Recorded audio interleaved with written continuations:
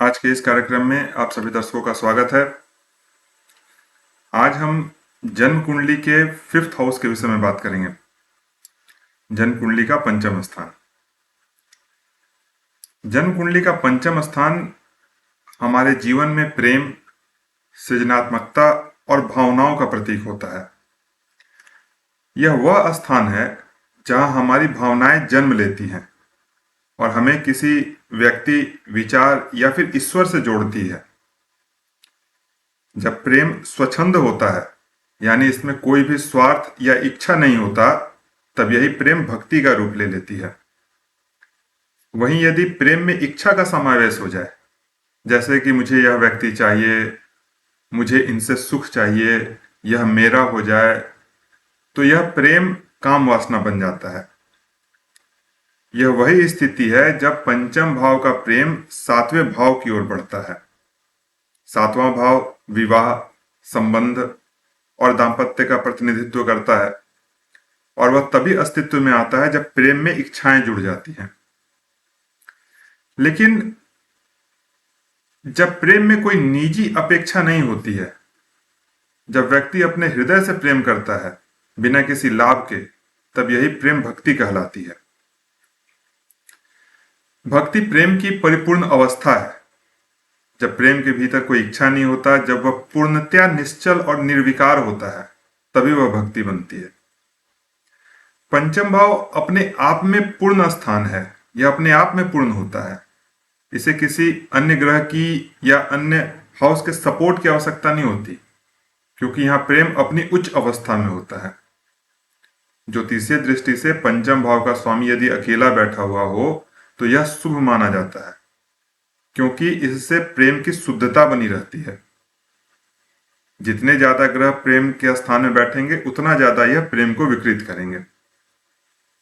यदि पंचम भाव किसी अन्य भाव से प्रभावित हो जाए या अन्य ग्रह से प्रभावित हो जाए, तो उसमें विकार आ सकता है, जैसे स्वार्थ, मोह या फिर भावनात्मक अस्थिरता जैसे दोष जो हैं वो इसमें आ सकता है। जब पंचम भाव का स्वामी अकेले बैठता है, तब व्यक्ति अपने भीतर झांकने की प्रवृत्ति जो है वो विकसित करता है। यह अवस्था उसे आत्म अन्वेषण की ओर ले जाती है, जिससे वह बाहरी प्रेम की अपेक्षा आंतरिक प्रेम को पहचानने लगता है। जब पंचम भाव का स्वामी अन्य भावों से प्रभावित होता है, तो प्रेम में विकृति आ सकती है, जैसे स्वार्थ, आकर्षण, वासना या अन्य मानसिक प्रभावों में यह बदल सकता है। यही कारण है कि ज्योतिष शास्त्र में ज्योतिषीय दृष्टिकोण से पंचम भाव का स्वतंत्र रहना बहुत ही महत्वपूर्ण माना गया है। पंचम भाव का स्वामी जब अपने मूल तत्व में होता है और किसी अन्य भाव से प्रभावित नहीं होता, तो व्यक्ति प्रेम में परिपूर्णता प्राप्त कर लेता है। यही कारण है कि पंचम भाव में अकेले बैठा हुआ ग्रह शुभ माना जाता है।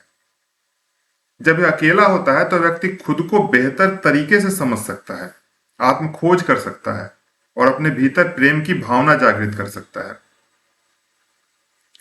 ग्रहों में यदि प्रेम भावना की जागृति की बात करें, तो केतु एक ऐसे ग्रह हैं जिनमें ये तीनों चीज मिलता है। इनमें प्रेम भी है, भावना भी है और जागृति करने का क्षमता भी है। तो तीनों चीज अगर किसी ग्रह में मिलता है तो वो है केतु।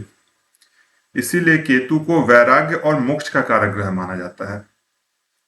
केतु का मूल स्वभाव ही वैराग्य का है।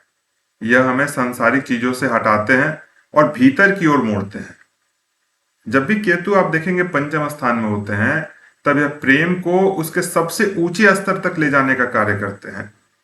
इस स्थिति में व्यक्ति का प्रेम अब किसी एक व्यक्ति से न होकर के संपूर्ण सृष्टि के साथ होता है। 12वें स्थान में केतु मोक्ष प्रदान करते हैं, लेकिन पंचम स्थान में यह प्रेम को भक्ति में बदलने का कार्य करते हैं। यह व्यक्ति की भावनाओं को बहुत गहराई देते हैं, जिससे वह सांसारिक प्रेम से ऊपर उठकर आत्मिक प्रेम की ओर बढ़ते हैं। जिन लोगों की कुंडली में पंचम भाव में अकेला केतु बैठे हुए होते हैं, वे प्रायः जीवन में एकाकी साधना करने वाले होते हैं। ऐसे लोग जन्म से ही गहराई में जीते हैं। वे किसी बाहरी प्रेम या फिर संबंध में लिप्त नहीं होते हैं। बल्कि भीतर की खोज में लीन रहते हैं। इसीलिए आप देखेंगे कि संतों, तपस्वियों और योगियों की कुंडली में पंचम भाव में अकेले केतु अक्सर आपको देखने को मिलता है। यह योग उन्हें सांसारिक आकर्षण से दूर करके भक्ति और वैराग्य की ओर ले जाता है।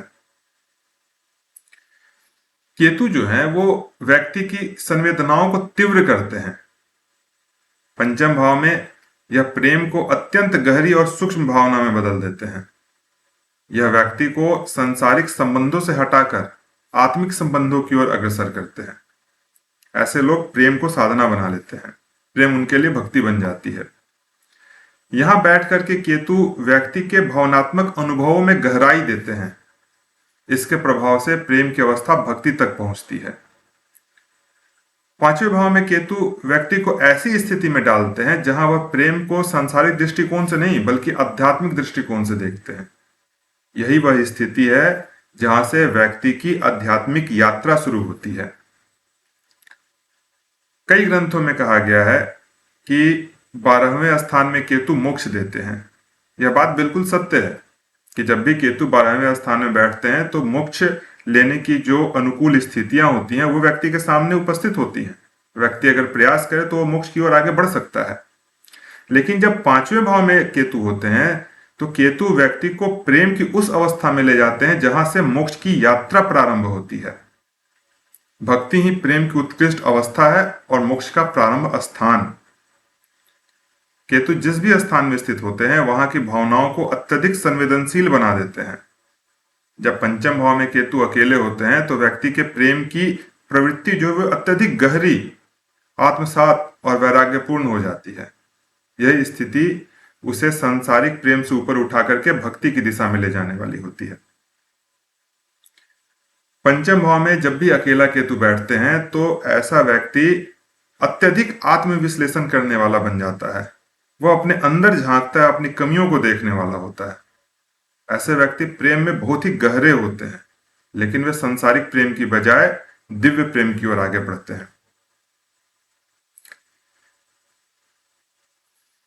निष्कर्ष के रूप में हम कह सकते हैं कि पंचम भाव प्रेम का स्थान है और जब यहां प्रेम अपनी उच्च अवस्था में पहुंचता है तो यही प्रेम भक्ति में बदल जाती है। यदि पंचम भाव का स्वामी अकेले बैठा हुआ हो तो व्यक्ति को आत्म खोज करने की क्षमता मिलती है। जब यहां केतु स्थित होते हैं तो यह व्यक्ति को सांसारिक प्रेम से अलग कर भक्ति और आत्मज्ञान की दिशा में ले जाने वाले होते हैं। पंचम भाव में केतु व्यक्ति की संवेदनाओं को बढ़ाते हैं और उसे उच्च प्रेम की अनुभूति कराते हैं। आज हम लोगों ने पंचम स्थान के विषय में कुछ विशेष बातों को समझा, इसके महत्व को समझा। आज के कार्यक्रम को हम लोग यहीं पर विराम देंगे। अगले किसी अन्य कार्यक्रम में आप लोगों से फिर मुलाकात होगी। तब तक के लिए आप सभी का बहुत बहुत धन्यवाद। हरिओम नारायण।